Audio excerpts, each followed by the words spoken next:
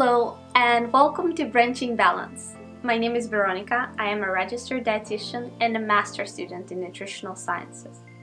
In today's video, I would love to talk to you about food minimalism.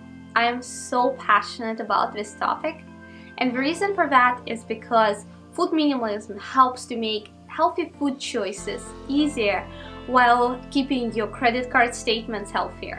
It's a win-win no matter how you look at it. So what is food minimalism? How can we define it? Well, my definition would be having a set grocery list, 95% of which is composed of your favorite wholesome ingredients. The remaining 5 would be things that you buy for a recipe or something that you're craving. Now, I mentioned 95% are wholesome foods. So what are some benefits of wholesome foods? Well, number one, they are less processed, so of course they'll be healthier. They are generally cheaper, so it's perfect for batch cooking. There is less plastic in their packaging, better for the environment. Also, they encourage food preparation, which is always fun to gather people in the kitchen. And the last but not least, they are versatile. Why would you want to embark on food minimalism journey? Here are 5 reasons that I think would win you over. Number 1, it helps to stay within the allocated budget and saves money. Number 2, it improves the quality of your diet.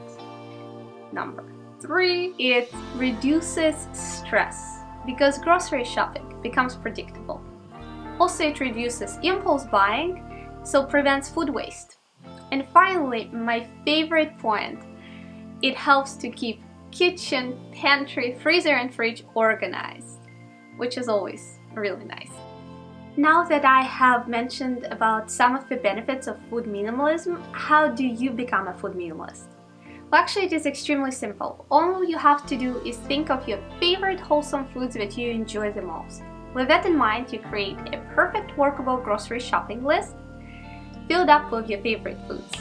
You stock up on wholesome food staples and just keep it up by following exactly the same grocery shopping list with just minor modifications as per your weekly taste preferences. Now, if you feel really confused and don't know where to start, worry no longer, I got your back. Down in the description box, there is a downloadable PDF document of my personal grocery shopping list. You can use it either as a template or just use it as is if our grocery shopping preferences are very similar. Now, if you can download this document, I'll help to guide you through. Let's go with first page. The first page of the document represents all your staples. These are things that you always have in your house for daily consumption. Whenever you run out of one of the ingredients, you repurchase it. First 7 columns are things that I repurchase on a weekly basis, since I am bound to run out of things such as bananas. The last column you use for occasional buys, such as your favorite spices that you probably won't be buying on a weekly basis. Page 2 is to satisfy your weekly taste preferences and to add some variety. Here you add ingredients for new recipes or something that you're craving at the moment. I might add chocolate chips here if I want to make chocolate chip cookies. I also might add something like jackfruit here. But be careful, when you fill out page 2, to keep within food minimalism, always ask yourself, will I actually want to eat what I'm planning to buy? And again, not to overwhelm your pantry, try to keep ingredients on page 2 within 1 to 3 new ingredients per column per week.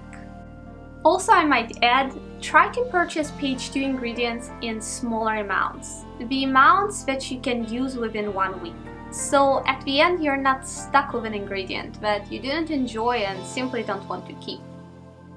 Last but not least, it goes without saying, have a satisfying and scrumptious meal before you start designing your minimalist grocery shopping list and before you go grocery shopping.